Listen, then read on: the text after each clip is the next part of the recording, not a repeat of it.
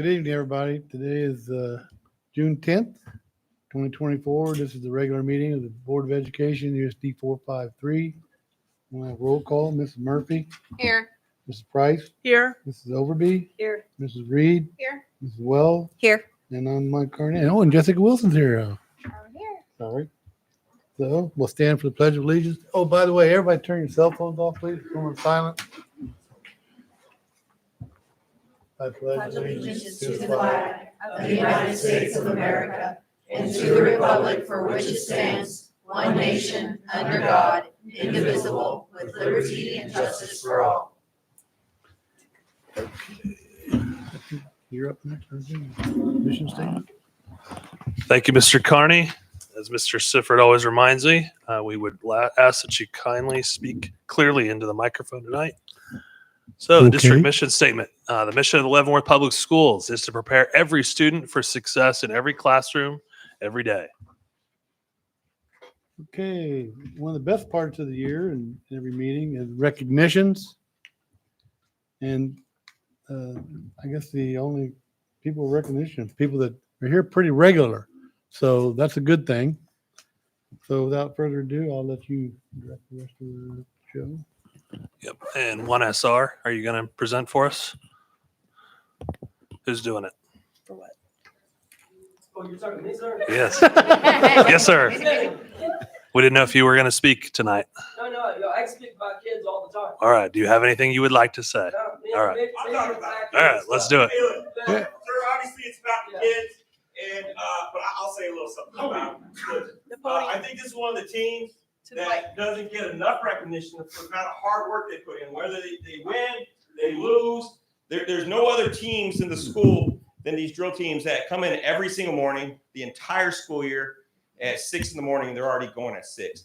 And I think if you ask that kind of commitment of any kid or even a lot of adults, that's a commitment too far. So regardless of their year, in which they did have a banner year again, I just want to thank these kids for being awesome, showing up every morning, being that level of dedication, because I think they teach a lot of other kids what dedication is just by the mere fact of them showing up for an entire school year, not one season, not a third of the year, the entire school year, 6 a.m. That's tough.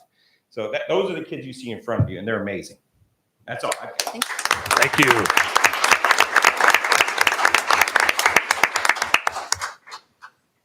All right, so your first one on the list is the JROTC Calvary Angels. Is that Miss Murphy? Mrs. Murphy. All right. Who's representing Calvary?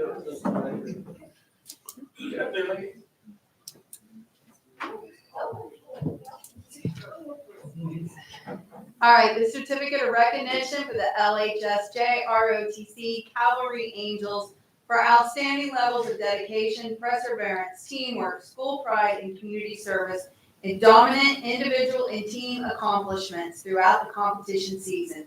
Congratulations on your second place finish at the JROTC Nationals competition, awarded on this day, 10th day of June, 2024. Congratulations.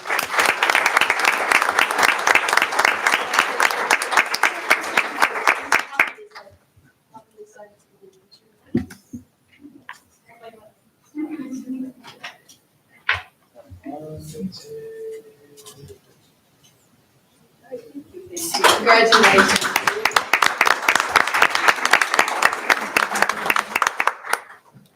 And then our second group tonight, presented by Mrs. Price, is the JROTC Co-Ed Pioneer Guard National Competition. I feel a lot safer now.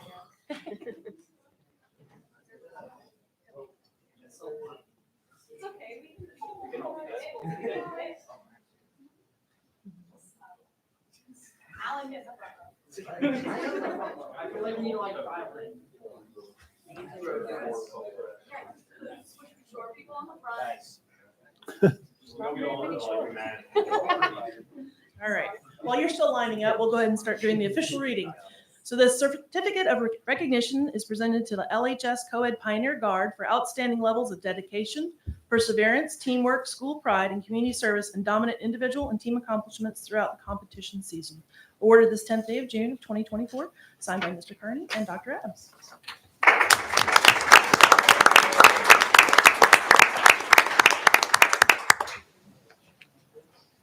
Yeah, focus, focus.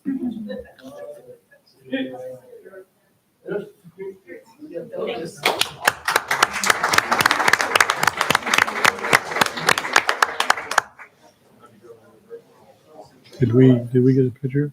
Did we get a picture? Yeah, they did. Oh. Jake got him. So we're gonna let them leave, are they gonna stay here for the meeting? Okay, I guess we'll move on. Item 2.5, schedule paid input, none, great, moving right along even quicker. Adoption of the agenda, Mr. President, I move that we adopt the agenda as presented. Second. we got a motion by Ms. Wells, second by who over here? Mrs. Murphy, to adopt the agenda, all in favor? Aye. 7-0. Next item, consent agenda. Go through quickly, 3.1 is the check register, 3.2 is the minutes, 3.3 is the treasury report, 3.4 annual review of frontline education. I'm sure you've all read this. 3.5 is somewhere back here. Where is 3.5? Quite a consent. So Consideration annual renew of Link ERP Alio maintenance. just a general statement. This is the time of year when several of these types of platforms renew. These are annual licenses for the district. And so June is typically the time of year in which we renew those. I did ask our CFO to insert not only the renewal price, but also any increase over the fiscal year. I think Karen and I sat down, those trended anywhere from 6 to 8%, depending upon where they were at. So Okay. I would like to remove 3.6, 3.7, and 3.9. 3.6, 3.7, and 3.9. You want those removed? Please. I'd like to make a motion to adopt the consent agenda with those changes. Second. Okay, we got a motion to, I guess, adapt the, pulled, was it 3.6, 3.7, 3.9 Yes. off the consent agenda for further review? All in favor? Aye. 7-0, okay. Who's up first? 3.6, okay, so I've got 3.6 becoming 4.1, right. 3.7 becoming 4.2, and 3.9 becoming 4.3. Does that make sense? Yes. All right, questions on 3.6? In the case of Power School, I don't think it's anything new for me. Just their political alignment, proven on their website, their educational goals with students, teaching systemic racism and things that are controversial isn't something that I feel comfortable sending tax dollars to. That's my reasoning for those two items. I have a question. How long have we been using Power School? I'm going to look to the people that have been in this district a long time. It has been in our school system for over 20 years, 25 years. Do they have different There's only a couple categories? different student information systems, and we have a tech department here, but we only have like 2 major ones that are used across the state. We're using one of those 2. So you're not using them as a curriculum source? It just is mostly for- your database of all your student Right. informations and your grade keeping and all that. They did have curriculum resources. When you go look on their thing, they Yeah. have resources and things for curriculum enhancements and things like We're that not I using it. noticed. Yeah. But you're not using those. No. Correct. That's what I wanted to clarify. Correct. I wasn't suggesting that they are, more of a money trail with my vote. What do you mean? Well, if we send tax dollars to an organization, they obviously spend that money in their various ways that they would choose to do so. And so anytime there's a political conflict with those dollars, then I always ask to choose a different company that doesn't have a political platform attached to our tax. Do you have an example of one of the political platforms you saw? Sure. If You want to talk about No, it? I don't want to talk about it. It's Okay. just because, I'm happy to email it to you if you'd rather look at it later. yeah, I'm not interested in it. I would, Okay. I would like to talk about it. I mean, I would like to know what we're talking about. There's different categories of Power School. Am I understanding that correctly? Yep. So 3.6 is your SIS. That's your student information side. So the first thing that probably is the most relevant to you as a parent is the grade book. Right. And attendance, right? Those are the forward facing or public facing sides, right? And then they've got some other pieces on what is, I guess, the second page for me. So you've got one that's probably really important for us here, given what we know about our enrollment. They have started to be able to have some predictive enrollment analysis. And I think that is really important for us as we look at a system that continues to decline, as well as the law that's going live here 7/1, right? Understanding where exactly our pockets of school-age children exist. Does that make sense?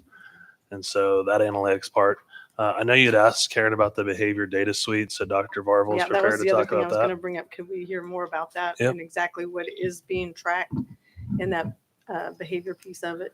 And then the Great question. final part, while she's preparing, was the Enrollment Express. And so this, again, is enrollment tied, but Mr. Potter can probably talk about the challenges we've had with enrollment over the years as well. So Dr. Varvel, take it away. Yeah, so right now, currently teachers are not able to do office referrals via a Power School system or any type of system. So what we have is a disjointed system where some office referrals are done in buildings via paper pencil, some are done via Google Form, some kids are sent to the office and a note gets sent there at some point, right? So right now, when I kind of talk to our administrators to see how long is it taking to process a kid from the time that the kid gets in trouble and gets sent to the office to the time that they actually get seen by an administrator or another adult that needs to handle the situation and get the kid processed and get back to class. And right now, the response time, depending on the building, is anywhere between 30 minutes to an hour before the kid actually gets to see somebody, get the problem that may only be a 5-minute conversation and get put back into the class. So when we looked at that, and I looked at the number of office referrals that we had that were just documented in the system, that does not include any other pieces of paper or anything that might be floating around that never actually got jammed in there. There were a total of 7,436 office referrals. And so when I did the math on that, considering if you take an average of 45 minutes for the kid to get seen, because by the time what happens is that I, as the teacher, send Johnny to the office, and then I have to wait for a natural break in my lesson to then go out and write the referral. And then the administrator still doesn't know why Johnny's sitting in the office.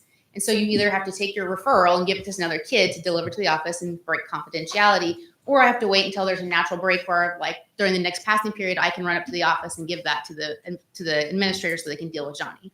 So Johnny is sitting there in the office missing a lot of instructional time. So when I did that math, given the number of log entries that we have documented, we have a total of 796 days of lost instructional time of kids just sitting in the office, not doing anything, waiting for the processing to happen. So the key to having this Power School tool, within Power School, is that it allows teachers to quickly do office referrals on the spot during class. Kid doesn't even necessarily need to know that it's happening. And we can tailor that based on our behavior matrix that we're currently working on through Safe and Civil Schools and our work within our behavior task force. So that when Johnny does misbehave, I can quickly go over to my computer, say Johnny is disrupting the class, prompted him 5 times, he's not responding, send it, immediately goes to the building administrator. They get a notification on their phone that, hey, there's an office referral. And the great thing about this tool is that then if the building administrator can choose, like, okay, I'm going to handle this and I'm going to document what I'm doing, or I can then assign that, like, you know what, that's not something that I need to talk to them. Maybe the counselor needs to talk to. So now I can assign it to a counselor. So then the counselor gets the notification, hey, you need to process with Johnny. Counselor can do that. They put in their notes, and that's another great feature with this is it becomes then a comprehensive data collection tool. So that way then, whether it was the administrator, counselor, whoever it is, they can document what they did, if there's any recommendations for the teacher, whatever it is, and they can then send that information back to the teacher so that it closes that loop. Because that's another frustration our staff have is that the kid gets dealt with in the office, and then the teacher never knows what is said. So then you get kind of the stories that float around of like, well, nothing got done, when that might not be the case, but there's just never that close. And when you have over 7,000 log entries going, like, it's hard to close the loop when you have that much going on, a lot of lost instructional time. And our administrators can't get to the job of being instructional leaders in the buildings because they're just sitting in their offices processing this paperwork. And then for the teachers that have the paper pencil, Then there's the work of now it's done. Now my admin assistant has to hand jam all that information into the system. So we do have documentation. So it's a very fragmented system that doesn't lend to good data collection and immediate responses. Whereas this is a streamlined system that will allow teachers to do those referrals, allow us to document what we're doing, allow for immediate responses to those things, documentation on what's happening in those situations.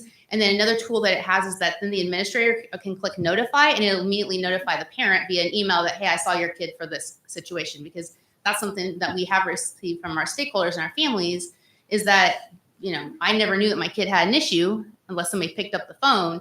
Whereas now I can see Johnny, and maybe it's not something I need to call the parent on and let them know, but I do want to let them know I saw Johnny. I can hit let parent know, and immediately they get notified, hey, Johnny was seen in the office for X, here's what was done, they're back in class and they're good. So if it's something that needs to be notified, great. If it's not, they don't have to send that.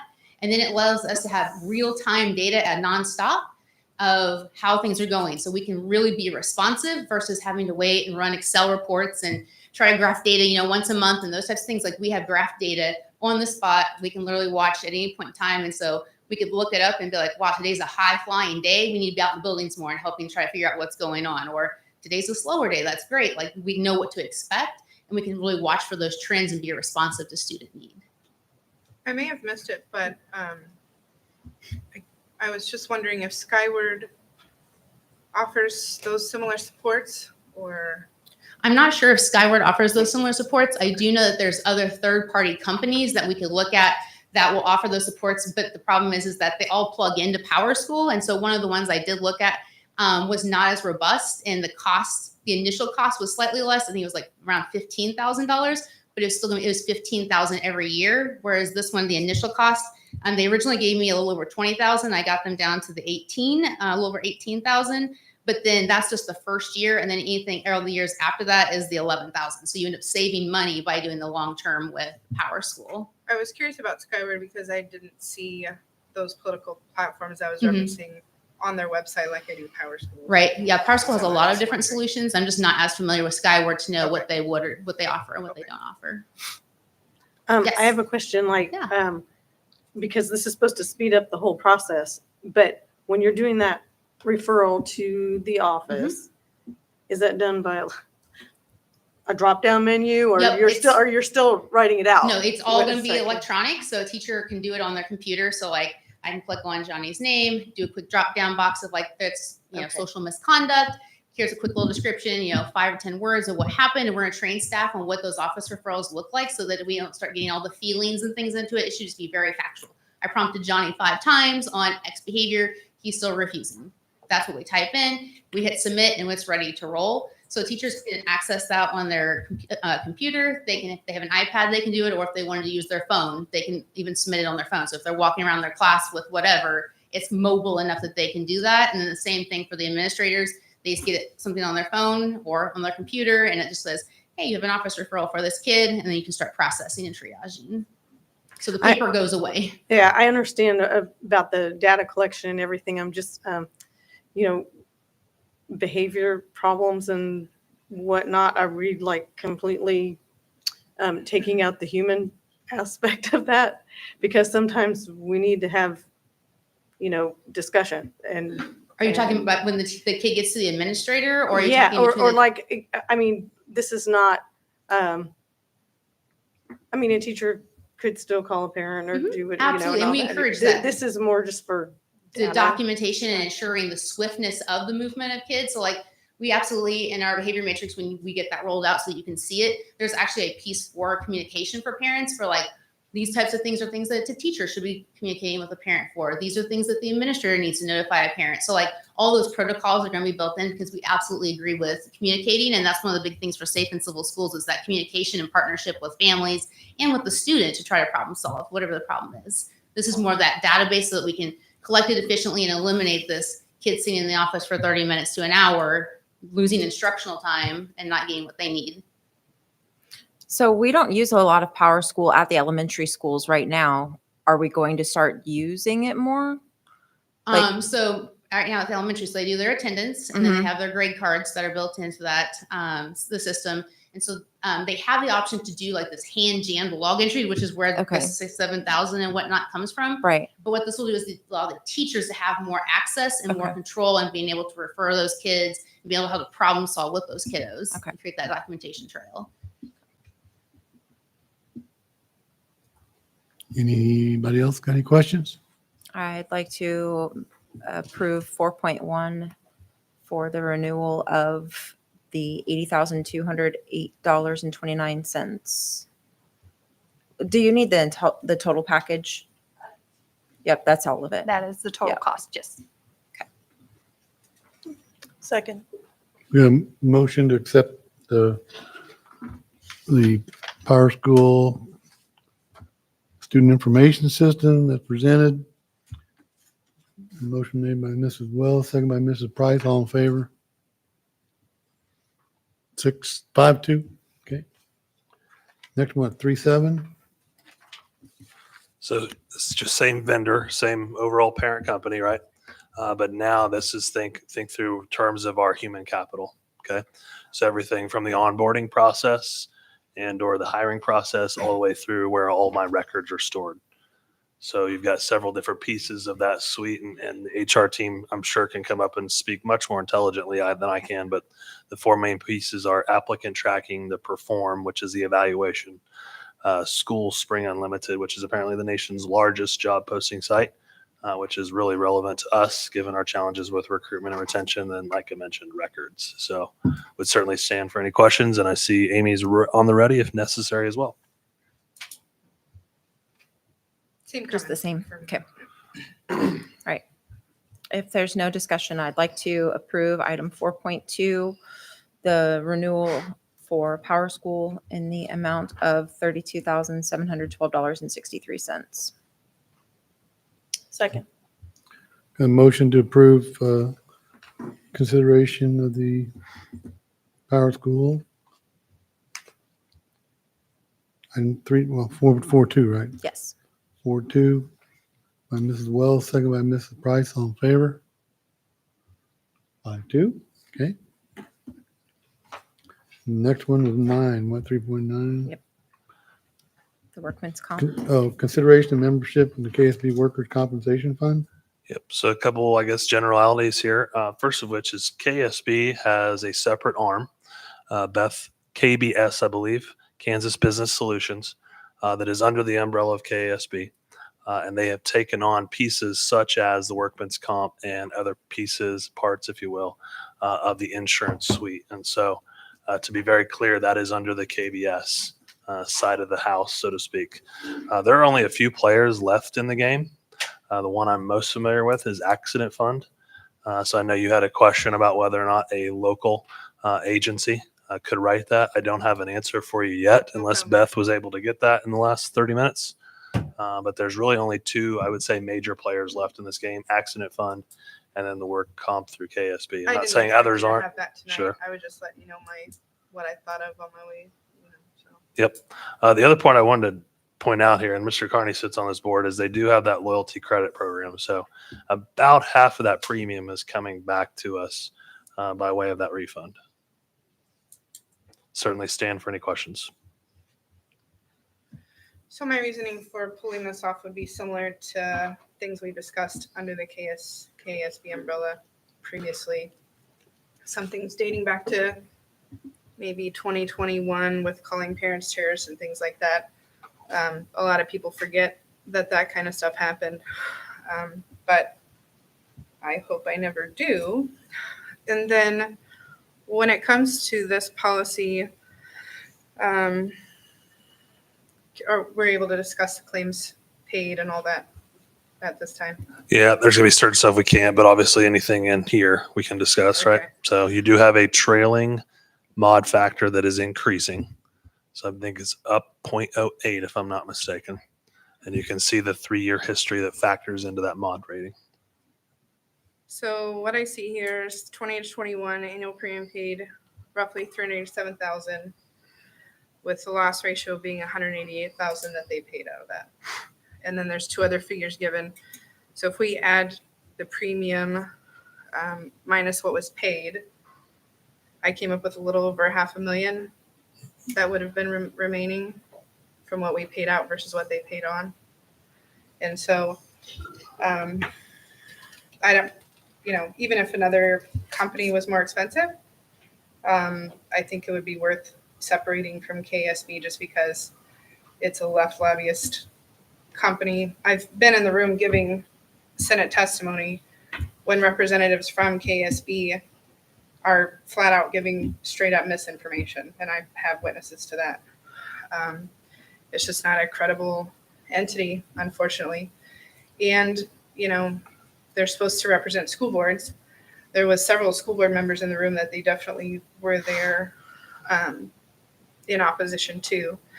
And then when we talk about property tax, they gave an opposing statement on some of the current property tax legislation when it comes to maybe capping property tax, doing various things with our elderly population who are over 65. So I want people to understand that they weigh in on property tax as well. Some people think they might only weigh in on legislation. Obviously, tax directly affects legislation money that we have to run our school districts and stuff like that. But I just want people to have kind of a full view of the lobbying that they do with legislation, and that's it for me. Well, it's a pool for one thing. There's 139 school districts in the pool. And there's a couple reasons for that. And one of them is some schools can't afford to stand alone. Usually your big school district like Wichita, Shawnee Mission, they all insure themselves, but they're paying probably a lot bigger premium too. But I don't know about the other parts you're talking about. But I've been on the board for 8 years, and they're kind of a separate entity really from KSB. So Is this one of the things that needs to be paid in June? I mean, we couldn't. You're paying this with end of year postpone funds. or Yep. And it's to a do some 7-1 more renewal. research on that. Right. Yep. The other concern I have, in addition to the timeline of the renewal, is what rate would we enter the market with a new carrier? Does that make sense? it wouldn't be good with our mod product. Right. Because they're going to look at that trailing mod factor. And obviously it's pure conjecture on what I'm offering tonight, but I would guess that we're not going to enter at a super favorable rate. I don't know if you want to weigh in. I would agree that it's accurate. With the increasing mod, it's not a favorable rate.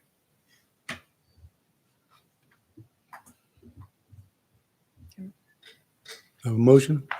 Yep. Need more discussion? I would like to make a motion to continue to be in this participation in the amount of $232,360. That was 4.3, right? Yes. Can get a motion, stay with the workman's comp fund as presented. Got a motion by Mrs. Wells. Do you have a Second by Ms. Wilson. Mrs. Wilson, second. All in favor? 4-3? I don't know. I can't see about 4-3. Okay, great. So we're going back to where we are now. We're at 5-1. 5-1. All right. Per your request, I think it's 2 meetings ago, if I'm not mistaken, we were asked for kind of a progression of different options related to the JROTC program and a potential new space at Leavenworth High School. So out there in front of you, and if you want to make your way to the podium, is DLR Principal Kevin Greischar. Am I getting the name pronounced correctly? All right. And so Kevin is going to work through the different options that are currently, after what is probably close to 60 days worth of conversations going back and forth between Mr. Potter, members of the JROTC, and members of DLR. Mr. Greischar, thank you. Thank you. Yeah, I'm here actually representing DLR Group as a principal in our K-12 group. I think you've seen Amber Beverlin here before and others. Mike Fahey, who did most of this work that you're going to see tonight, will continue in being involved as much as you need.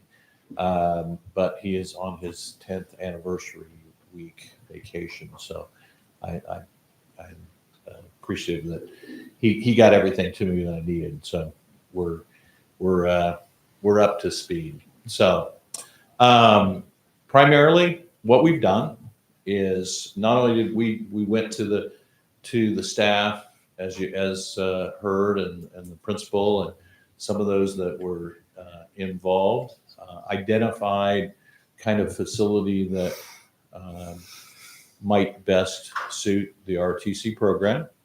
And we actually broke it down into 4 phases, just thinking, from the minimalist of projects to what the growth might be if you chose to do something like that. So what you see here are 4 phases: 1A, 1B, 2A, and 2B. And those are placed on the, I guess it's the northeast side of the gym. In the area, there's a practice field there. There's also shot put area, if you remember what's back there, and that's in that parking on that north side. I'm just going to give you the color coding of the kind of the purple, 1A and 1B, color coding for 2A, 2B, and then the green that you see there is just, we had our civil engineers take a look at what the requirements might be if you had to, if we did do something.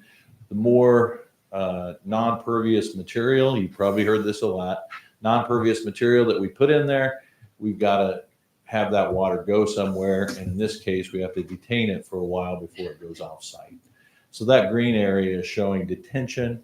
And you're going to see it in different fashions as we go through this. So that's the big picture of what we did and identified the program. So next slide. So starting out, we'll call this 1A. 1A is primarily the competition area, which is identified as 100 by 100. That's and the building itself is a 120 by 120 square. That area provides the competition area and not only for the large competitions that they do, but all the individual competitions that also happen in the programs. And if they were all here, they could tell you exactly what they all are. So that also is a high base because they do need some higher area closer to the height of a gymnasium, because they do have rifles that are get thrown. So if you have seen their competitions, the green you can see is detention. So this 100 by 120 by 120, this is an air-conditioned space. It is insulated, it's lit.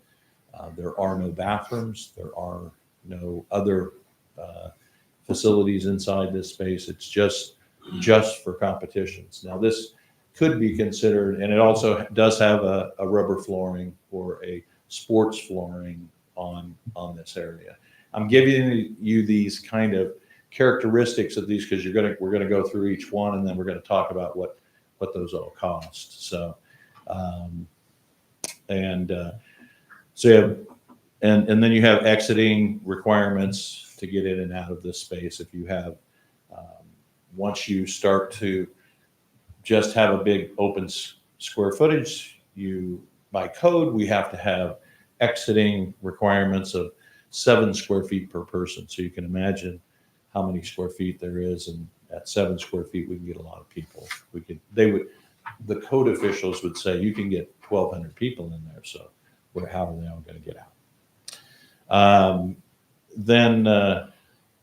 So that provides also an area of 10 feet around the competition area. It's my understanding, and when we went through this, that there's usually not a large crowd of individuals watching, but there are other teams that are in and out. And this is in close proximity to the existing gym where they may be using the existing dressing rooms, et cetera, all those spaces. Okay, let's go on to the next one, and we'll come back if you guys want to have any kind of conversation. So what we did is we also created just some 3-dimensional imagery so you could see what that looks like on the site. We're actually holding it back. One of the things that we did was to hold it back just because it's less complexity of the construction when you don't have to be right up next to an existing building where there are existing foundations below grade that you have to work around. You have to, so there are some characteristics of just putting a building in a nice green area. So Are you talking about putting it on slab then? yeah, so there'd be a concrete slab. I mean, what this building is, what all of these buildings are, because we did want to keep your costs down. There was certainly a lot of conversation about that, but these are pre-engineered metal buildings. So when you see this, you're going to see that it's and we have, certainly there's all kinds of ways to define what that looks like. So we wanted to just maintain that the color doesn't have anything to do with, it's just for you to be able to see the different characteristics and the different areas. So that's it. Some glass to provide some natural lighting into that area. And also that kind of two-story glass would be that entry area with the possibility of that having something a little bit, if in the future you wanted to do bathrooms and things, you'll be able to do that. Okay, next slide. So here's that next 1B. The next would be the idea that you have competition space, but we didn't have a designated rifle range area. So we specifically identified a rifle range area. We also identified lockers and bathrooms for this space on the west side of the plan, which is connected directly to your competition gym right now. That would also give you an entry point into a location where you could go into the competition gym or you could go into this space.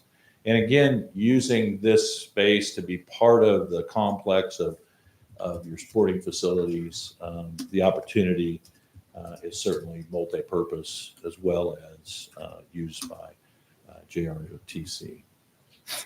And this space just starts to, the area of this square footage just gets a little bit bigger. We enclose that area between. We leave, there's some outside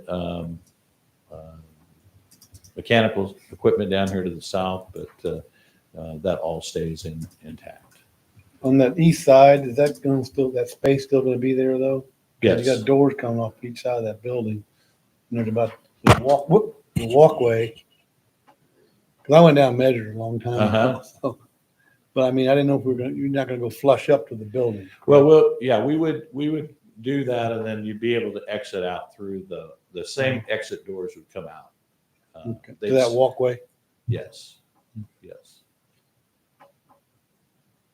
And then you can see the green area where we've actually taken over some of that area in the space to the east, which is detention. What we want to try to do is not try to build sometimes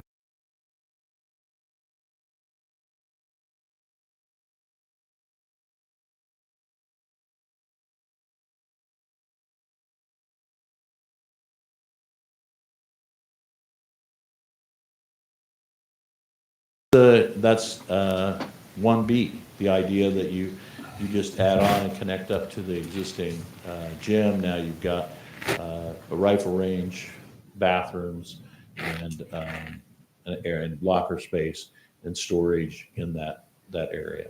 So some of the things that I think you have a rifle range in the basement now, and then there are, I think they use the locker rooms that are in the gymnasium at this point in time and other spaces. So.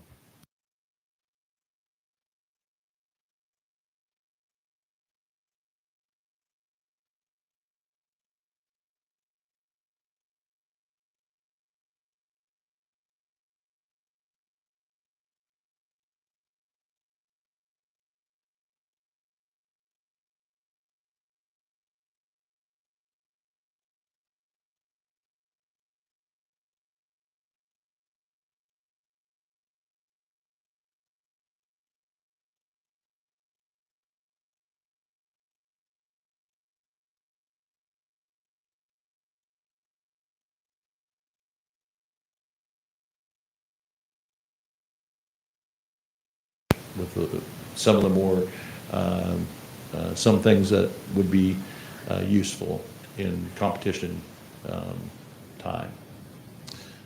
And So even the bottom right picture, so you're showing that like walkway, that's gonna be on grade with the street above? That's, okay.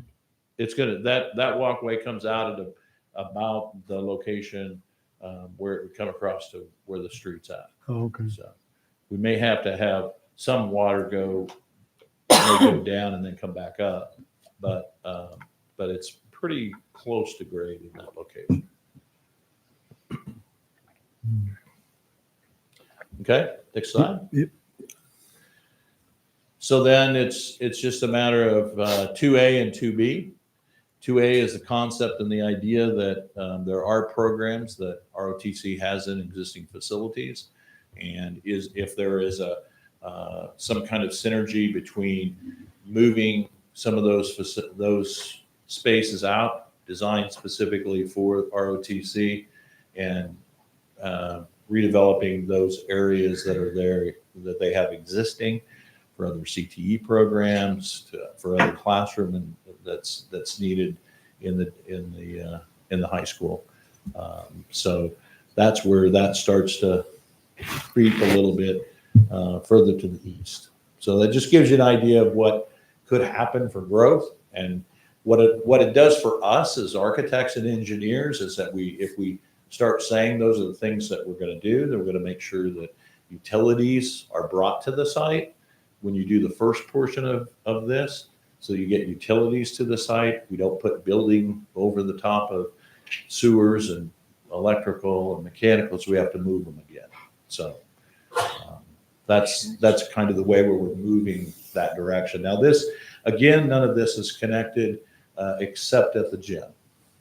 So your automotive CT program is down here to the east and to the south. So that building starts to get to be about 240 feet long.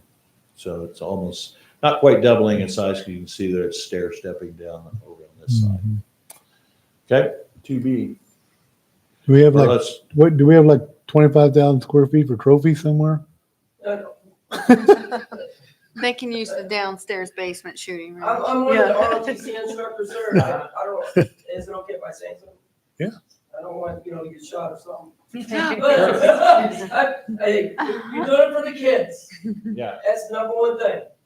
My thing is, they're not planning on moving us out of the high school though, are they? No, this is right next to the gymnasium. Well, what I mean by that, sort of like our classrooms, our offices, because we want to be with the general public in that school. Right.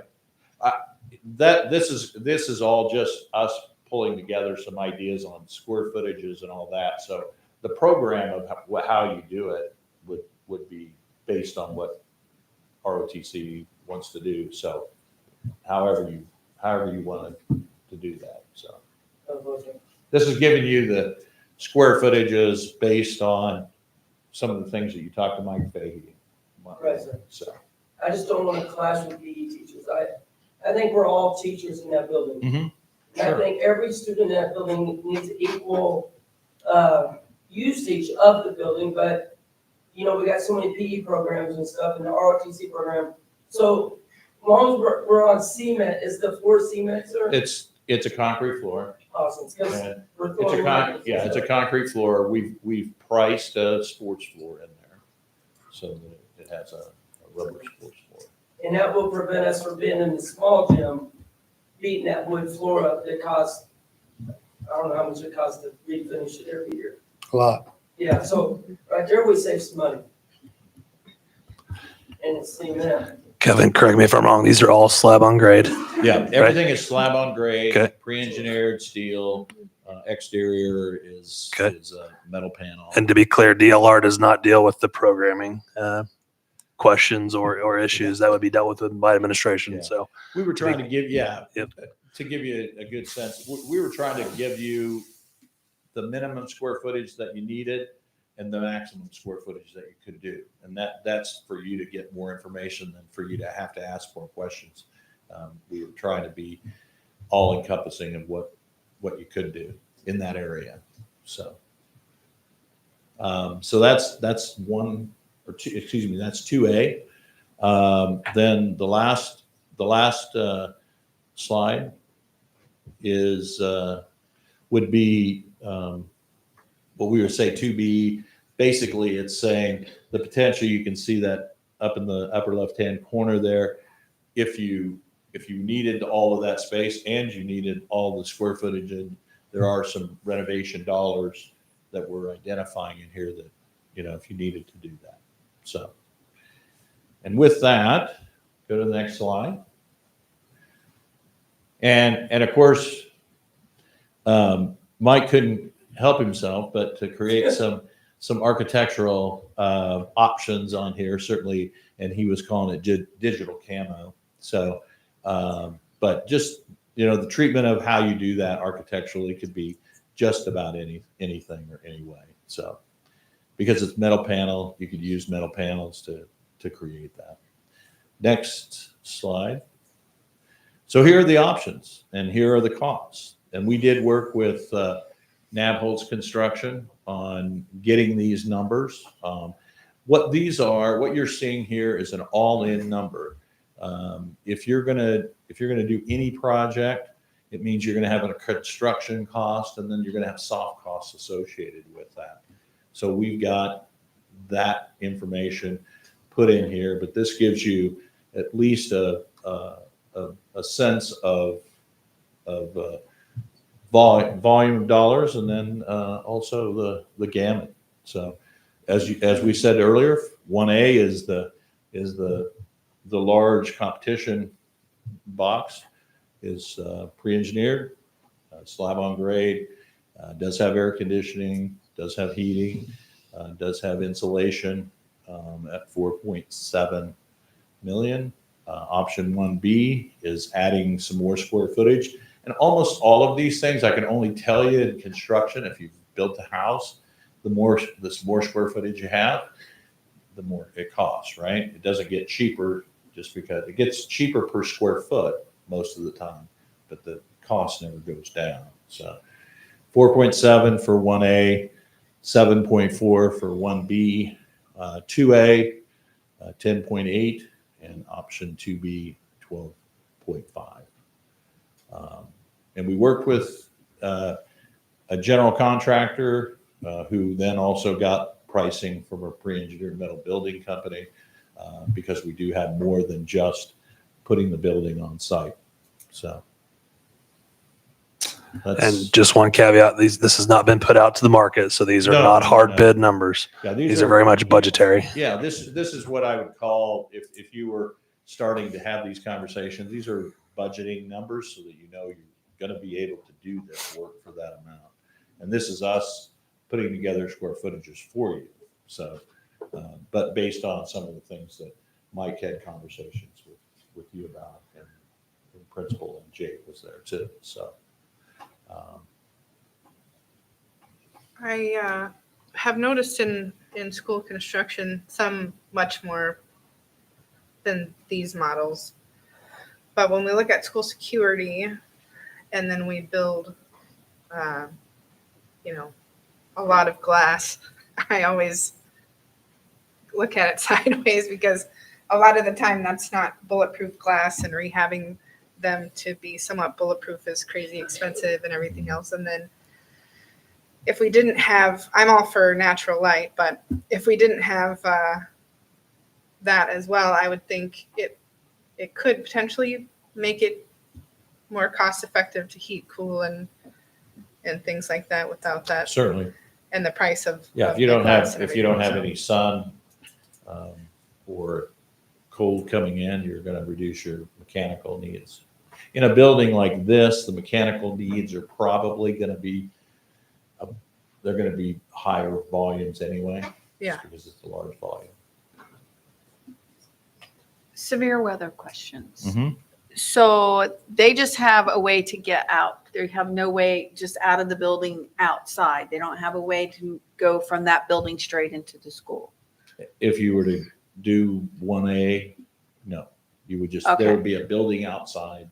Okay. So they'd walk from, they'd walk they'd walk on the outside. So in severe weather, living in Tornado Alley, Mhm. how well do these buildings sustain against those types of winds?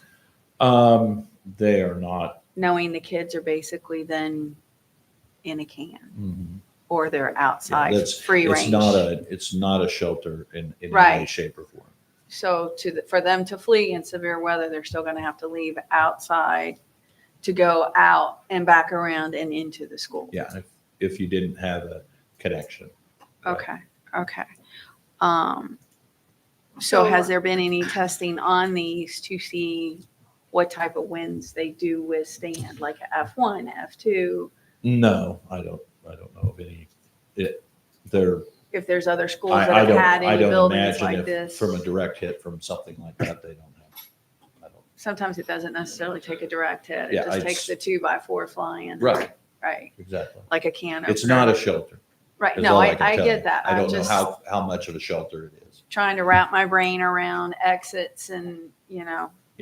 who's going to go where should something happen at any time of the day. And that would be a design, that could be something that you could design in if you choose to do that. For instance, in this 1A fashion, the future could be that you're going to make shelters out of the locker rooms and the bathrooms.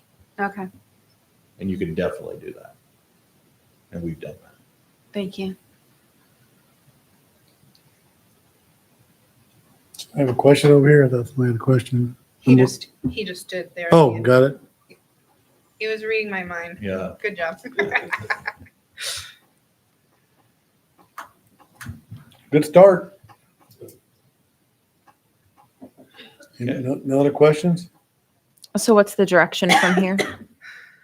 What do we do as Look at it a board? on the timeline. That is the question we have for you. Okay. I believe we have answered the original RFI from the April board meeting. If we have failed, I need to know that so I can redirect the team. But to my knowledge, this is what you wanted from the April board meeting.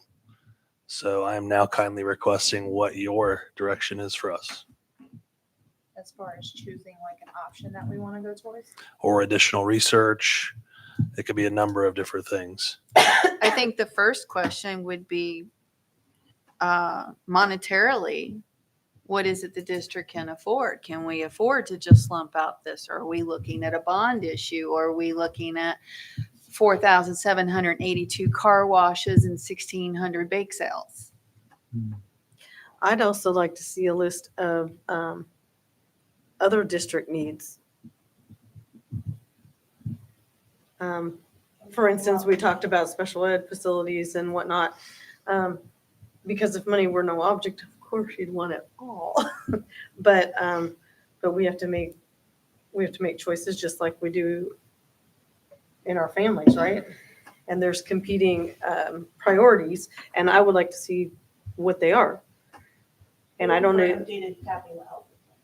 Yep. I know that Mr. Dave did one, it was a rolling 5-year plan, so I'm not sure what this figured into it, but I know that exists. I'd like to see that, and I'd also like to see what the community wants. I mean, I know everybody wants this. I want this. Everyone wants the top of the line, but Well, from what I was hearing from First Sergeant, I don't think First Sergeant wants us to go all the way to 2B because that removes the JROTC program from the existing building and moves all operations into this complex, right? Maybe, maybe not. It depends on. It depends on Well, how that's- the admin comes back and says, here's how we want to use our square footage. It may only be the room and maybe all the CTE goes in those classrooms. Who knows? Admin hasn't said. But it's, like he said, he's giving us the maximum option and our minimum option. I'm seeking additional clarification here. I think I understand the first two, which I believe we can be prepared in the next 30 days for. What does the community want? That's a great question. I love that. What does that look like? What does success look like when I bring that back to you? I might have to think on that one because I know everybody wants everything. Right. I mean, Is that, obviously, I because hope, somebody said, right. do you want a new ROTC facility? Who's not going to say no? Right. Is that that I hold listening sessions with the team? Is that we do some form of stakeholder input? I want to make sure that we set down a path that properly answers your requested question. Does that make sense, Karen? That makes sense, but I guess I would have to maybe think on that a Okay. little bit. But definitely, I would like to see what are the competing priorities. Because at the end of the day, we're a school district. We're having issues with our performance in that area, in our reading, writing, arithmetic, and getting our kids where they need to be. And as much as we love our ROTC program, I just want to make sure that we're making wise choices because there are a lot of competing priorities. When I got on the board about 2.5 years ago, this was something that was expressed to me, that was something that had been, I don't know if tabled's the appropriate word, but not done for a lengthy period of time. And so I would love to move forward with this project whenever, if we can get a majority of the board to move on it. I think it's important that we look at what the need is and what we're trying to fill. And so is the need just that we need to free up the gymnasium space and stop damaging the floor with the activities that the drill does and provide them with the space of that? Like, is that the ultimate need? And then everything else is just kind of accessory. I would like, if it's possible, to have JROTC present to us, like knowing the rough costs, what they actually want and need. Yeah. And then I would also like to see what the CTE program, especially now that we have a new coordinator, and once they're able to get with their departments and figure out what their needs are, to make the programs that we have and the programs that I hope are going to be adding to help our students be successful in their secondary careers, bring that in and see what they're actually wanting, instead of us just making this plan with the architect that nobody even wants. I don't want to build something that's not going to be used in the form that we're thinking that we're doing. Like the bond was fantastic, like being not on the board when we did that, but being a part of the bond creation discussions and all of that.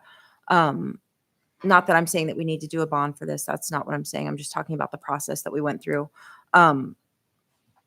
Hearing all of those different stakeholders come in, as well as the programs that we did the needs assessment, like what did we actually need? The facilitation of it, I think we still missed the mark of what we were trying to alleviate the stressors at the middle school and the intermediate center by building the intermediate center. I still think that I just don't want to have that same issue, like create it, build it, and it's still not serving the function that it needs to serve. I want to avoid that at all possible. And I said that really long and very badly. Would you be Go me. open to Cogdill weighing in now if he wants to, or? I mean, absolutely. Would you Yes. be, If I would you could be, ask for clarification, whatever you do, let's say A, 1A, there is room to add on later. Oh, yeah. Okay. And that's really the That's what I primary wanna reason that we do that, is just so that you could, just to anticipate if something is needed, to make sure that there's growth areas and we don't put. Well, I also wonder, you say, I mean, we're losing population, we're losing students. So I wonder if some of the space issues that we're having with CTE and everything could be alleviated just naturally. That's why. Because we have less Administration students. Has to weigh in of how they're gonna realign which rooms go where, which ones are being, because we're not gonna always cover everything. But the things that we know we have, that we've gotta have space for, like all the stuff in the DECA TSA piece has totally outgrown its space. Do we have other rooms that could be switched? Probably do. But I don't think we've done, I know I haven't seen it, I don't think we've gotten any kind of analysis from the high school admin going, if we start moving things around, what goes where, what's the best use of our space? I think that's what Swells is going after about with the CTE coordinators, that we have all of our CTE programs. We need to sort of sit down and do the whole what space do we need? Where are we better served in the building we have right now, and do we need more space? I don't think that's been done yet, and our CT coordinator doesn't come on board until July. Right. So some of that would have to. I Some of know- it, not all of it, just some of it. I think you were on point when I went and met with Cogdill and Scolari and gym teachers. They all said the same thing, like, it's a space issue. The kids wouldn't have to be here as early if we weren't dealing with gym usage and ROTC, and then having more room for the robotics that's just kind of shoved in the back of the weight room. And just some space issues like that. Anybody else? I want to summarize what I think I've heard. What he was gonna say. Yeah, go ahead. No, I don't, like, I'm just glad to be here. You My were gonna thing speak. is, when I started this 4 years ago, I'm sitting at home, I'm like, we got to up our game. We got to up our game. I think we need to get away from JROTC. I'm here to JROTC, even though I'm one of the instructors in the program. But at the end of the day, I think that this building should be for USD 453, like anybody. But will it benefit JROTC? Absolutely it will, because we're not going to clash with PE coaches. On Thursday and Friday, we do physical training, and we don't do cell phone training. We do extremely tough physical training that the kids need. And after Veterans Day, it starts to get cold. That's when we move inside. Well, when the PE teachers have to move 4 classes into the big gym, they're going to play cell phone tag or whatever they do. They're going to be in that gym with over 100 kids. And we're averaging 50 kids per class that would be in there. And then in the morning time when we come in, I come into high school at 4:45 every morning. I go up and I get the little gym ready to go for 70 drillers that are going to come in at 5:30, 5:45, then we step off. One thing I don't like, and I've been here 16 years, is those weapons hitting that floor, and it's my team.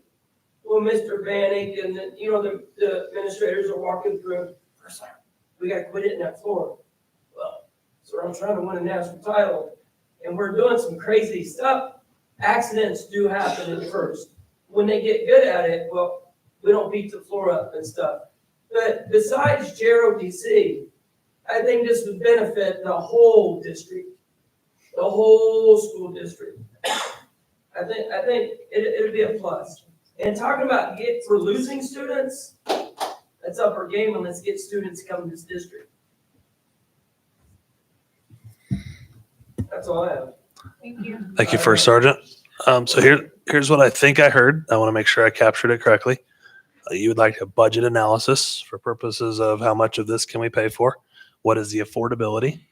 You want to hear about the other district needs, perhaps even a 5 or 10 year outlook on our capital improvement plan. You want to know, what does the community want? And we need to probably massage what results look like there. Programming options, which I think was probably the natural next step for administration. We've just kind of been waiting on this conversation tonight. A needs assessment. So what are we trying to achieve? What's our needs versus our wants, right? And then finally, a presentation of sorts from JROTC and or our CTE programs. Did I capture everything that I heard? Okay, that's a relatively robust request. I'm just going to be candid with you. So, Funding methods. funding methods as Other than well. All right, bond. so that'll probably be in the budget analysis, okay. but yes, that's a good point, Mr. Carney. So, all right, we will get the team to work tomorrow morning. Thank you. Thank you. Thank you, sir. Mr. Geishar, thank you as well. Yes.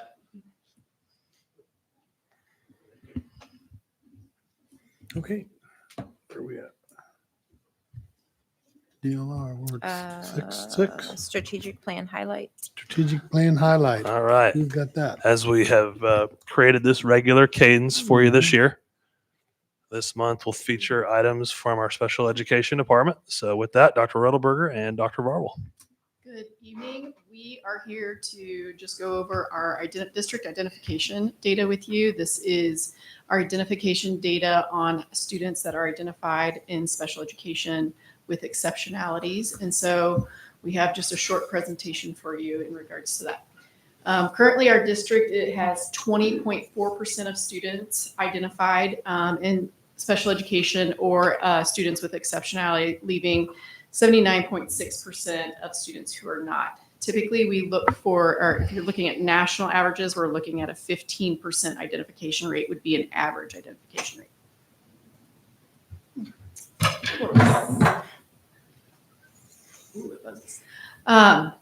Here's some historical data. If you look back all the way, we've captured all the way back to 17, 18. We were pretty close to that 15% mark. And then we had COVID. So 1920, we didn't even gather that data because it wasn't even a full year. Just wasn't relevant to what we were trying to demonstrate here. And as you can see, we have climbed, dropped a little, and then have started climbing again up until this school year.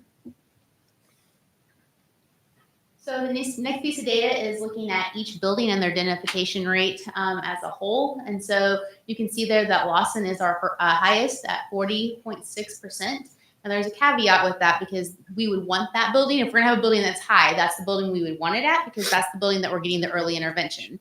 So the numbers that are included there don't only include kids in kindergarten and kids that attend an at-risk pre-K that are identified or in special education. They would also include kiddos that might be in a daycare setting that get special ed services, our kiddos that are at our parochial services, or parochial schools that are getting services. So if we're going to have a building that's going to be high, that would be the building to have it at. The idea being that they get the services, they remediate the skills quickly with early intervention, and then we dismiss them before they move on into the other buildings. You can also see there that virtual school is low. We only have a couple kiddos that are identified within that program, so that number is naturally low. And then you can also see there that the intermediate school is kind of a unique building because it is a higher level. And so one of the big things that we have noticed there is that's when all the buildings converge into one again. And then the other thing is that they have not had intervention at their building. So kiddos are getting more referrals for special ed services, and there's not that intervention process in place. And in this, you can just see the historical overview, looking at since 2021 up until now, and you can kind of see the trends. So Lawson, like I said, if there's going to be a building that you want to be high, that would be it. And while it looks like the numbers are increasing there, which it is, another thing to key point to remember is that means we have more kiddos getting early intervention. So that is a positive. We're identifying more kids early with the hope to get them out of special ed at a quicker rate. But you can look there. A couple buildings I do want to highlight is David Brewer. You can see that they've been on a constant decline, which means they are meeting kids' needs and getting those dismissals the way that we should have those. So that one's a really great one. And Anthony has come a long way as well as a couple other buildings that have kind of lowered over the years. So we have some buildings doing some great work. Can I ask a question real quick? I apologize. Is this the first identification for the student, or this is continuing on throughout that student's life? It's just how many kids do we have currently identified? So okay, if you had not kiddo just that was a new referral, new identification, but all kids. Yeah. Okay. So if Johnny got dismissed this year, next year his number would not count in that data. Sorry, my brain was thinking differently, Yep, so I appreciate the clarification. And the last piece of information we wanted to provide to you are the number of dismissals we experienced in the years that are represented up there. So it's fluctuated anywhere from 35 all the way up to 51. We stay within about that mid-30 range overall average. So that is our short presentation for you. And by dismissal, you mean either the family removing them from services or them graduating out of services? Usually it's the graduating out of services is what we count in Objectives met. So not like I graduated from high school, but Yes. I've met my goals and I have remediated my skills. Okay. Yeah. So we're looking for those kiddos that have found success and are able to function now without the services. Thank you very much. Other questions? Anybody? Thank you. These would be on an annual cycle for reporting, correct? Yes. Right? Okay. So we're thinking June moving forward. Yes. Thank you. That's when we have that data available to provide. Thank you. Moving right along to item 7, board policy JBE truancy. So we're going to bring you most of the new policy recommendations at the July meeting. Okay. Those are fresh out, if you will, from the legislative session. The reason we're bringing this one early is because it's tied to enrollment and the timing of that. So with our typical cadence of first read, second read, we're looking at the July meeting potentially before this would be approved. So that is why I asked for this one to be brought a month earlier than the rest. Does that make sense? Mhm. So Dr. Varvel's kind of ran the point on this. It really kind of relates to one building specifically. So Dr. Varvel, if you would present kind of what you found and why you're recommending this. Absolutely. So in looking at our current truancy policy and looking at our students and our early learners or learners at the earliest age and the number of absences that we're dealing with, it started with me just looking at students with special needs and me noticing that over time we've had a serious number of students, about 1 in 3 are chronically absent. And that was as of in April when I looked, that number continued to arise. And so I started looking at what are we doing and what do the policies say? What do our state regulations say? State regulations would say within the special education realm, if a student has an IEP, they have to be at school or they have to be getting private services somewhere else. So as I got to diving into that, I ran across the state legislative policy, which actually states that if a student is under the age of 7 and is enrolled in school, they are mandatorily required to be at school. So we oftentimes run under the point that kindergarten is not required for students. That is true. Kindergarten is not required. However, if a parent chooses to enroll their child in school and tax dollars go to that child, they are required to attend at school. Now, a parent could, midway through the year, pull their child out of school and disenroll them, and that would be fine for that case to happen. But as long as they're in school and enrolled within USD 453, the state law would say that they have to be in attendance and that they fall under that truancy regulation. And so the recommendation to the board would just be to update the current truancy policy we have to include the language that students under the age of 7 that are enrolled in our school district would be required to attend under the compulsory attendance requirements. What impact do you think it would have on those families now? Great question. So what it does is we, when we're under the guise of kindergarten's not required, we have families that enroll students and then they just think there's no accountability, right? So like our Lawson team has done a great job over the past couple of years of building up that chronic absenteeism team and making phone calls to parents, and the counselors have been working really hard on that, and they've seen a lot of gains, but we still have a high number of students that are missing out on school. And so what we see a lot of times is the impact being that when kids are missing school, kids are having splintered skills. Kids are, when they're coming 50, 60, 70% of the time, they're not able to get all of the content. And so you start to see the frustration build because they're missing skills. And then you're seeing behaviors build because they're missing skills, which then frustrates them because they don't understand why they don't have the content. And then you start to see this escalation. Another thing that impacts is that one of the things that we have to consider when we look at special education evaluations is the student present? Is the student actually attending? So we've had students that have been referred for special education evaluations that we could not qualify as a student with a disability because their attendance is low. So what it does is it puts parents on notice and helps notify them that if your child is at school and is enrolled with us, we expect your child to be there and that you support that. So it may potentially reinforce positive behavior, maybe That would be my hope. Absolutely. Okay. That along with hoping if we increase the attendance, we get more skills learned, and hopefully we don't have as much of the splintering of skills. Okay. Thank you. Keep up the good work. Thanks. Any other questions? All right. Thank you. All right. So as stated, first read tonight, and that would come before you with a July proposal for approval.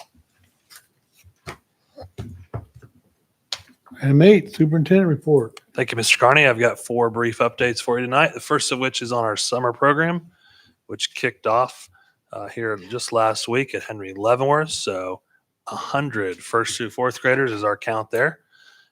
As you're probably well aware, we shift away from a traditional model and we focus to more of some of the different programming that is, in my opinion, a positive for summer programming. So things like robotics, literacy experiences, games and movements, team building activities, and small group reading lessons daily. So it doesn't look like the traditional 8 to 3. Once a week, our students also get to participate in a field trip or on-site experience of some type. So for example, our first and second graders last week looked for lost treasure in a scavenger hunt that was created by our very own district's PR interns. And our third and fourth graders got to travel to Lawrence to learn about the habitats of some of our Kansas animals. The summer program will run through the end of June and employs 28 of our current staff, 3 college students who are hopeful to be a teacher intern at some point, and 3 high school students also as student interns. So great experience for them. Second update tonight is with regard to Northrop Grumman and their foundation for a STEM grant. So last week we were awarded $10,000 to support our elementary STEM. science, technology, engineering, and math, as well as the JROTC robotics programs. That foundation is dedicated to increasing STEM across all districts so that students can fill future workforce needs. These funds will be used to purchase items such as elementary classroom coding resources, robotics kits for next year's summer program, as well as various parts and materials that can be used during competitions for our LHS JROTC robotics team. They have continued to support our district for a number of years now with STEM grants, and we are excited to partner with them again. Third update for you tonight is with regard to our summer meal program that also kicked off last week as well. And it is located at various locations throughout the district. A great service for our families. It is a free breakfast available to children ages 1 through 18 from 8 a.m. to 9:30, and also a free lunch available from 11 to 12:30 p.m. The dates of the service are Mondays through Fridays between now and the last week of July, so July 26th. The important caveat here is they will not serve on July 4th or 5th. So for those needing to plan ahead, that I believe is a Thursday and Friday in the first week of July. If you're looking for more details, simply visit our website and look for news and announcements. My last update for the evening focuses on a new law, which is our out-of-district enrollment, which, as you know, we've been gearing up for the go live on that on July 1. So also available on our website, again, by clicking on enrollment, is information related to the 24-25 school year. And individuals are able to currently apply for out-of-district enrollment considerations. We're going to go live with online enrollment for all returning students during the second week of July. So the Monday of July 8th, sometime during that week, and we'll get out a final date as soon as we have it. That is when online enrollment will go live for our returning students. Mr. Carney, that's all I have. Hallelujah. How did students qualify for the summer program?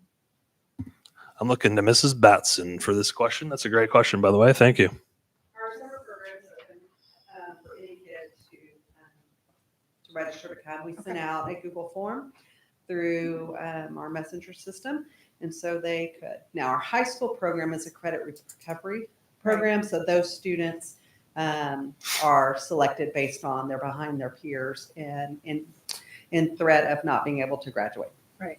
Thanks so much. Uh-huh. And then I don't know when you read my board notes for tonight, but I also wanted to thank the group you discussed, the Northrop.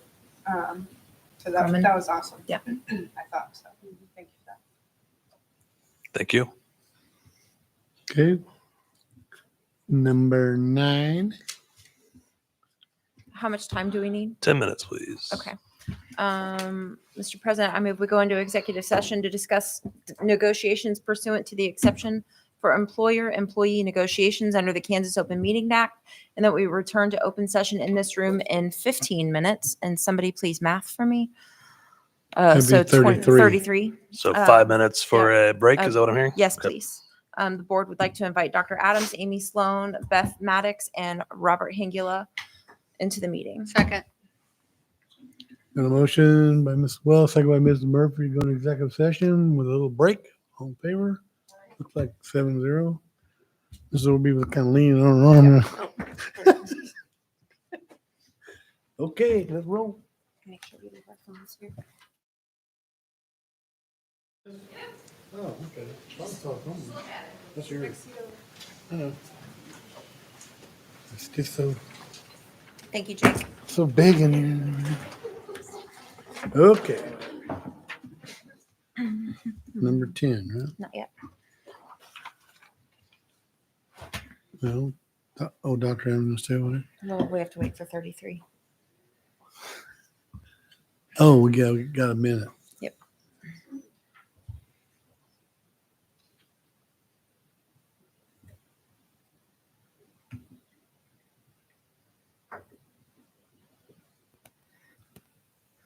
Okay, 20 seconds.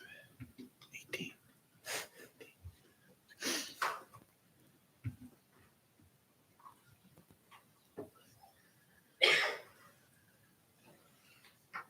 Like being in the hospital, looking at the clock. All right. I move Okay. to approve the 2024-2025 negotiated agreement as presented. Second. We got a motion by Mrs. Wells, I think seconded by Mrs. Overby to accept the negotiated agreement. All in favor? 7-0. Okay. A revised 2024-25 academic calendar will be posted to the district website as a result of the ratification of the negotiated agreement. So if you are like me and immediately put all of those dates into your calendar, please see the new calendar and adjust as accordingly. Mhm. All right. Next. Item 11. Yep.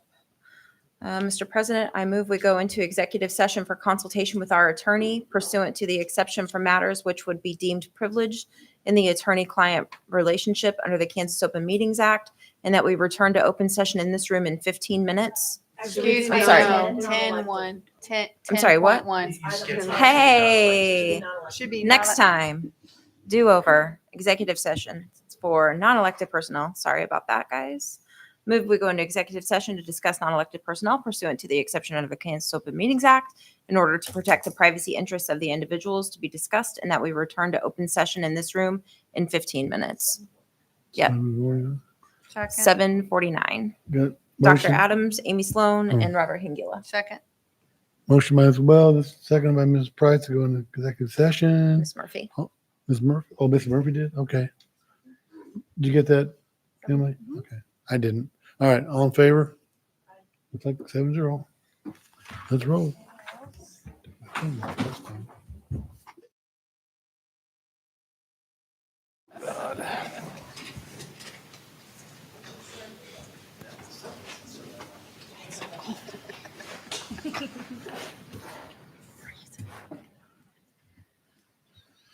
I'd like to make a motion to approve the staffing report as given to us. Got a motion to approve the staff report by Mr. Murphy, seconded by Mr. Price. All in favor? 7-0. Okay. Next. Okay. Now I'd like to go into executive session to discuss, for consultation with our attorney pursuant to the exception for matters which could be deemed privileged in the attorney-client relationship under the Kansas Open Meeting Act, and that we return to open session in this room in 15 minutes. The board would like to invite Dr. Adams, Amy Sloan, and Robert Hingula. Second. Jessica, did you win the bill? Can you get a Ms. motion? Reed did. Who did? Ms. Reed. Motion by Mrs. Wells, seconded by Mrs. Reed to go into executive session. All in favor? 7-0. Let's go.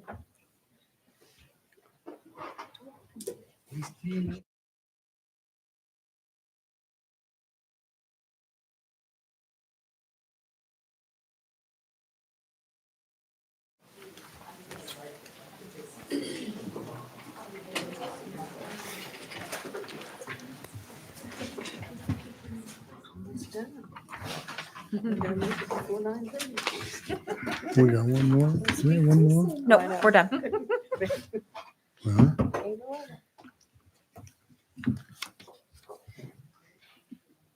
Uh-huh. We already accepted the staffing report, so we are ready for upcoming meeting dates. 13. Look at all those dates, all 6 of them. Huh? Item 13, upcoming meeting dates. July 8th is the biggie, reorganization board. July 12th, enrollment. July 29th, new teacher academy. Are us board members invited to the new teacher academy kickoff again? Mhm. Do we want to talk about that at all for the new board members so that they know what that date might look like? Mrs. Batson, would you like to? Yes, I hope you will all be there. Yeah, Monday, July 29th, we'll start right at 8 o'clock with the formal presentation, so if you'd be there a little bit before. And in that, we do introductions. We also have a team builder we do every year. and Please don't throw that ball again. We are throwing that ball. We're gonna have a good time with it. And we're gonna welcome our staff. And so in that, please come join us for breakfast that morning. It's kind of a grab and go. Have a cup of coffee with us or juice and get to know some of your new pioneers. And you said 8 o'clock for that? We'll have a 8 o'clock And- start. And location? It's The at the high high school. school High school. down by High- the auditorium. And if you guys are able to attend, I really like getting there as early as I can to try to line and meet every single person that comes in, just so that they can get to know us. I think it's a great opportunity to be a friendly face and know that the board cares about our new staff as well as our existing staff. What kind of time are you talking about? I usually get there like 10, 15 minutes early. Some Oh. of those new teachers are super like on it. They get there very early. Like they've got bells on and they're nervous as heck and they know nobody. So Okay. We have one person. Oh, I see her. Well, you know the deal. I'm not going to give you the spiel. First of all, last meeting or at the last meeting, I was thinking about graduation. I had a kid graduating. And so I wanted to be sure and thank Brenda Shoemaker and Matt Dedeke for everything they've done for, our staff in the last many years. And I didn't want to forget to mention them. So I'm sorry I didn't get that done last month. A second thing, in terms of Power School, what you guys were talking about, I have a request and we need to kind of look into it. Power School does not sync up well with Follett, which is our book management system, not just textbooks, but our library books too. So if a student has a fee that is out, the bookkeepers will get a report that I have to print, or any of the librarians or teachers or, whatever. And then we have to send that to bookkeeping. Then if a kid comes in and returns that book, then I have to delete them out of Follett. Then I have to email the bookkeepers and let them know that they now have to delete them out of Power School. There should be a way that these two systems will sync, and it would make a lot of people's jobs a lot easier. And the other issue that we have that always ends up impacting the high school librarian is that fees will accumulate, especially in the library with the student, for many, many years. And then when it comes time to graduate, I have seniors who have books that they're being charged for from Henry Leavenworth or Anthony or David Brewer, and we can't do that. So this year alone, those fees that I deleted were almost $2,000. And that's the ones that I know and that I catch. And that's nobody's fault, but it's significant money for libraries that don't have budgets for books. So if we could maybe collectively think about how we could get those two systems to sync, or a way to streamline that, I think that'd help a lot of different people. Have a good summer, everybody, and see you in July. Thank you. Thank you. You have to stand up there for another minute and 14 No. seconds. Oh, I can. No, go on. No. Okay. That must bring us to board comments. Board comments, is that right? There we go, 13-3. Ms. Murphy? All right, I'm gonna start off with, one of the things I've heard the 6.5 years I've been on the board is several board members asking that we get options, whether it's curriculum, where we get just one set of books from wherever and we vote on that set. We don't get a second choice. And then it's like, it's either this or you have nothing. And that's kind of like how I feel we are with 20 years of Power School. We've not been given another option. As a parent, I've had a lot of it, not as an educator, but as a parent in another district, I've had a lot of experience with Skyward. What all it does for the educators or anybody else, I'm not sure, but I would think that it is worth to look at over this next year before we come up to another vote. Not just the cost effectiveness, but the syncing up with the other programs. It may actually offer the things that we are looking for, instead of just sticking to the same old. And we try a lot of other new things. It might not be a bad idea to look at that, to have more options. I want to echo, appreciation for Matt and Brenda. We have great people here. Emily's doing a great job and everything. But they will be missed. They will be missed in our hallways and our offices. And I hope everyone has an enjoyable, safe, and exciting educational summer. Price? Good evening. So it's been a couple weeks since graduation. I don't want anybody to forget, but it was an awesome day, and I'm so proud of all of our graduates. I couldn't have been happier to see them all walk across. The smiles were the best part, and that's what I think as a board member we live for, is those smiles at graduation. I also want to say thank you to the staff at NETI. I went to the 100th anniversary celebration. That was fantastic. They did a great job, and the tour was quite great. My mom was impressed and didn't realize just how much history was there. and she was just tickled pink. So thank you to all the Netty staff. That was just a great event. And then for those who are in summer school, those if you're in staff or you're a student, thank you for taking the time to do the things for summer school to make it successful for our students. And for those students who are involved, do your best, make it a great summer. And thank you for being a pioneer. Mrs. Reed? Okay, well, happy summer. Thanks to the staff that are working the summer program. And I was glad to hear robotics. That's something I've been wishing our district did more of. So I wanted to thank Judy Price for giving me a little bit of extra attention. I wasn't feeling well on graduation day. I started feeling sick the night before, and I was already feeling like passy-outy, and then I was in a black coat, and so I was like, Passy outie. passy-outy. And so a lot of times I think, because we all have our own positions and we all have things that matter to us that we bring to the board, that sometimes there's a perception or rumors that, there's some kind of discord and stuff like that. But personally, we're all human, and I think all 7 of us try to do our best every meeting. And I wish some of those moments, when we are clearly caring for each other, could be videoed and shared publicly, just so people see, that we are kind to each other. We are good people.